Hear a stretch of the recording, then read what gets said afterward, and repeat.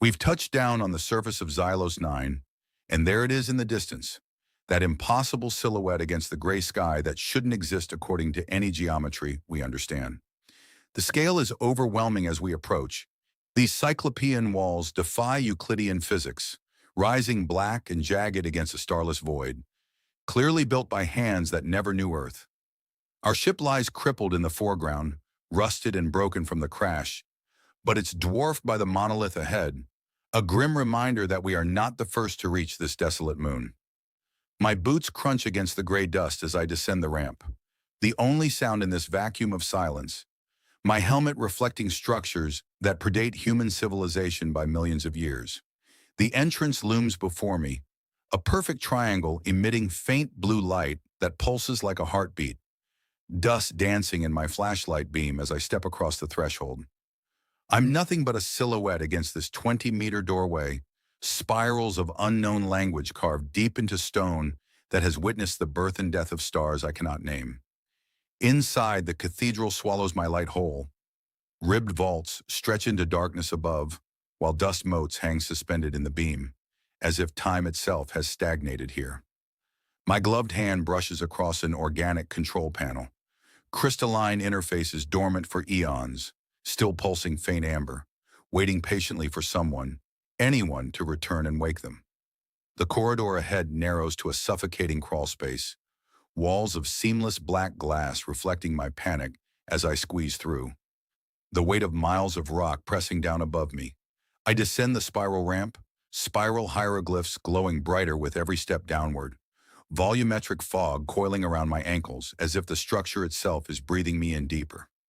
The shaft drops into absolute darkness, a kilometer-wide abyss ringed with dormant machinery, a rope bridge swaying precariously across a void that has no bottom. I rappel down the obsidian wall, my helmet lamp cutting through Stygian blackness. Gloved fingers tracing ancient handholds carved by entities that climbed these walls when dinosaurs walked the earth.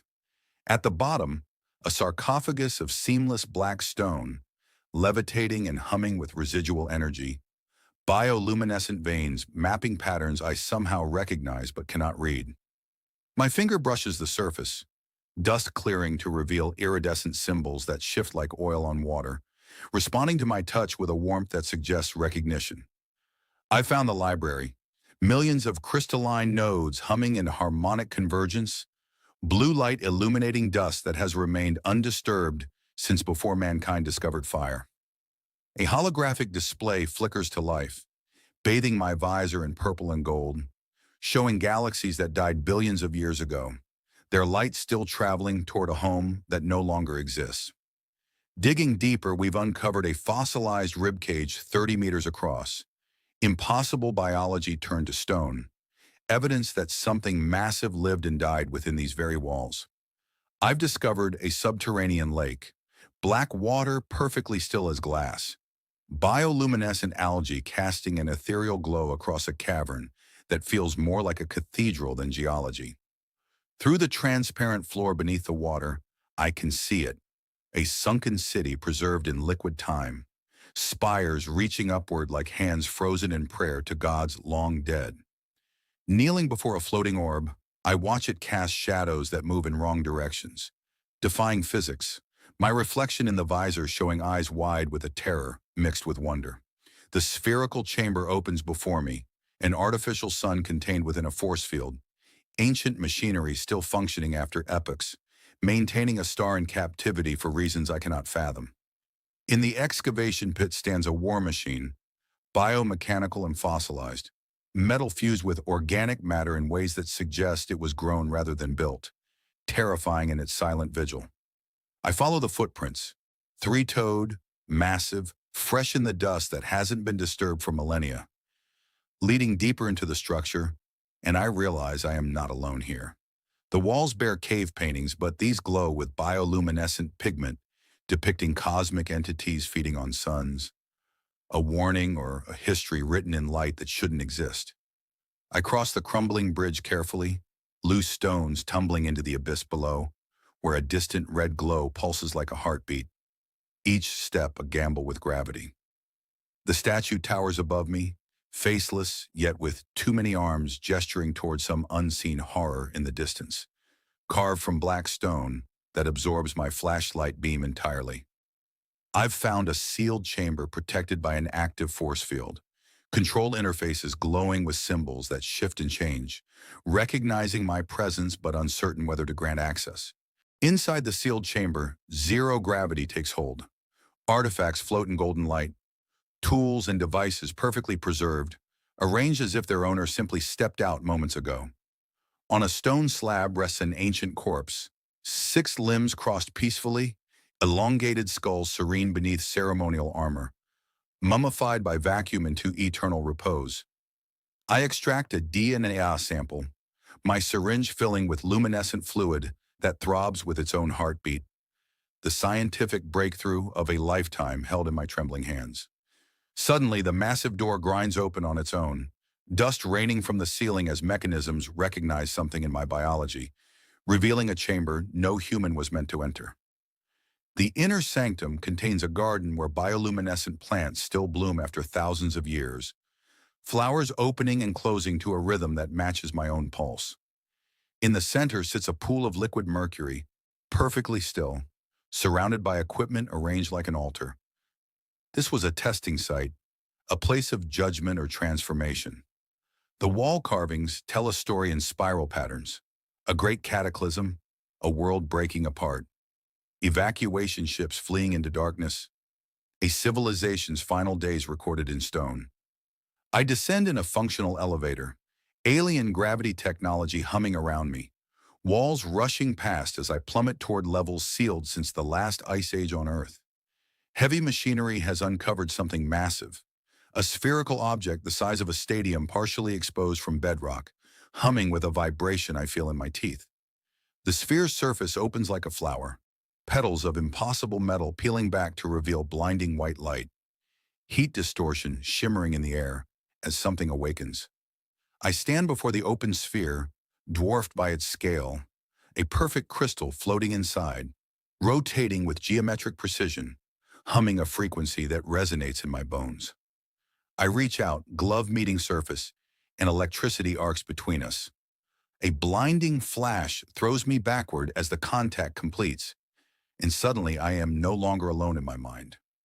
Visions flood through me, nebulae birthing stars, galaxies dying in purple clouds, memories of a species that traveled between worlds when Earth was still cooling magma, an entire history downloading. I wake to find my helmet cracked, the chamber now bathed in golden light, systems activated by my touch, the dormant structure coming alive around me with terrifying purpose. Ancient defense systems awaken. Drones rise from alcoves, red scanning beams sweeping across the chamber, locking onto me with targeting computers that still function after millennia. I run, boots pounding alien corridors, laser fire scorching the walls behind me, dust explosions filling the air as sentinel drones pursue with mechanical determination. I squeeze through a narrow crack, drones unable to follow, darkness swallowing me as I collapse, my breathing loud inside the fogged visor, heart hammering against my ribs. Behind a false wall, I discover private chambers, an intimate scale unlike the public spaces above, personal quarters preserved exactly as they were left, frozen in a moment of time. In the sleeping chamber, a translucent pod reveals the silhouette of an occupant, hibernating life support still blinking green after thousands of years of dreamless sleep. Personal effects scatter an alien desk, star charts showing Earth circled in red, data crystals spilled like marbles, instruments whose purpose I can only guess at. A holographic diary plays, the alien leader's voice translated by my suit.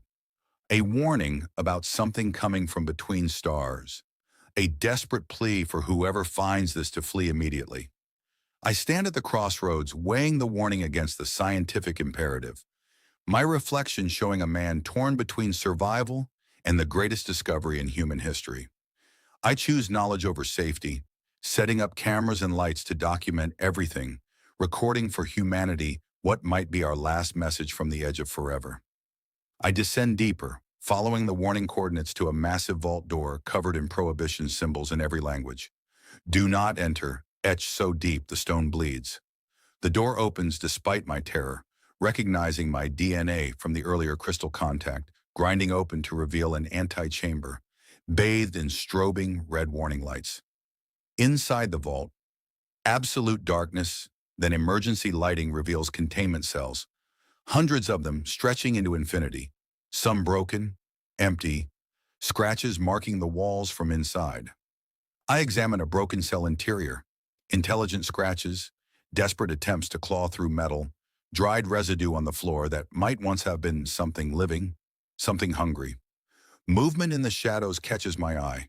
I spin around, flashlight beam cutting through darkness, catching a glimpse of something that moves wrong, that exists in angles that hurt to see. It reveals itself, an ancient horror, specimen escaped, biology twisted into amalgam of organic and mechanical parts. Glowing eyes fixing on me with intelligence both ancient and hungry. I flee, pursued by the creature through containment facilities, knocking over equipment, alarms blaring as red lights strobe. The thing's breath hot on my neck despite the vacuum. I barricade myself in a side room, the creature pounding on the door, metal denting inward with each impact, my breathing ragged as I check my empty ammunition. Desperation setting in. In storage, I find ancient energy rifles still charged, their surfaces humming with power preserved for millennia. I arm myself, determination replacing fear as I prepare to fight for survival. I return to the corridor to confront the creature. It waits massive, filling the space, and I fire blinding bolts of energy that illuminate the battle in strobing flashes of light. The creature retreats, wounded, leaving a trail of bioluminescent blood that sizzles on the floor, and I cautiously follow, weapon ready, tracking it through its own pain. The blood trail leads back to the excavation site, to the sphere now fully active, and I realize the creature wasn't attacking. It was protecting this, guarding the prison against intrusion. The creature stands before the sphere, guarding it still despite its wounds, and I lower my weapon, showing empty hands, understanding finally dawning through the fear. I attempt communication using universal mathematical gestures. The creature hesitates, ancient recognition flickering in its eyes. Guardian instinct conflicting with this new peaceful contact. The sphere activates fully, revealing its true nature. Not a treasure, but a prison. The creature, understanding I mean no harm, willingly returns to stasis, completing its eternal duty. The sphere closes, sealing the guardian inside once more, but this time with my respect rather than my fear. The ancient cycle completing as lights dim and dormancy returns. I place earth flowers on the containment sphere, a human gesture of peace across millennia, honoring the guardian who kept watch so long, alone and faithful to a duty beyond comprehension. I leave the structure, looking back to find the entrance sealed once more, as if I was never there. The sunrise painting the alien sky in colors no human eye has witnessed before. From a ridge, I survey the entire complex, realizing it was not a building, but a city, stretching to the horizon in vast scale that humbles every ambition of mankind. I collect final samples, surface dust containing active nanomachines, microscopic silver machines moving like living things under my lens, technology indistinguishable from life itself. I climb back to the shuttle, looking down one last time at the surface that changed me, knowing I will never return, my helmet reflecting stars that seem colder now, more distant. The shuttle ascends through the atmosphere, smoke trails marking our departure, the alien world receding below until it becomes just another dot in a cosmos vast and uncaring. Back on the mothership, the airlock opens and I remove my helmet, my face showing exhaustion mixed with profound transformation. The man who touched infinity and was forever altered. In the lab, I examined the data crystal, realizing it contains an entire civilization, their history, art, science, now preserved in human hands, a responsibility heavier than the planet below.